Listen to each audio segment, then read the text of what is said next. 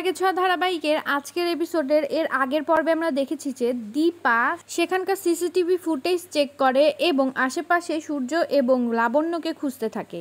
হঠাৎ করে দীপা একজন মহিলাকে দেখতে পায়, তখন পুলিশ অফিসারকে বলে সেই মহিলার সাথে কথা বলতে। সে যে আসলে রুডি ছিল দীপা সেটা বুঝতে পারে না।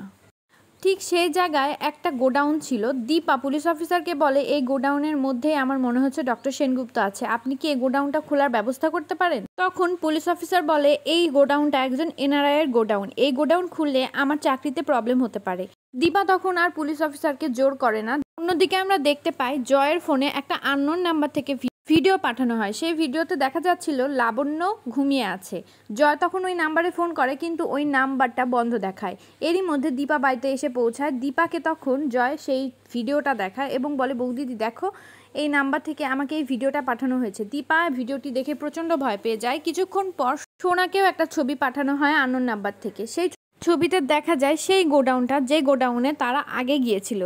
সোনা ছবিটা পেয়ে তার মাকে বলে, মা দেখো, এটা সেই গোডাউনটা না? তখন দীপা বলে, হ্যাঁ এটা তো সেই গোডাউনই, আমি বলেছিলাম যে এই গোডাউনে কোনো একটা রহস্য লুকিয়ে আছে। এরই মধ্যে কৃষ্ণ অভিনাশকে নিয়ে চলে আসে। অভিনাশকে দেখে কাকিয়া প্রচন্ড ক্ষেপে যায় এবং বলে, আপনি আবার এখানে কেন এসেছেন? তখন অভিনাশ বলে, আমি একজন রিটায়ার্ড পুলিশ অফিসার, আমি একটু হলেও দীপাকে হেল্প করতে পারবো। তখন কাকিয়া বলে, দেখবো তুমি কত হেল্প করতে পারো। দীপা অভিনাশকে সেই গোডাউনটার ছবি দেখায় এবং বলে, অভিনাশ দেখুন, এই গোডাউনটার সামনে আমরা কিছুক্ষণ আগে গিয়েছিলাম।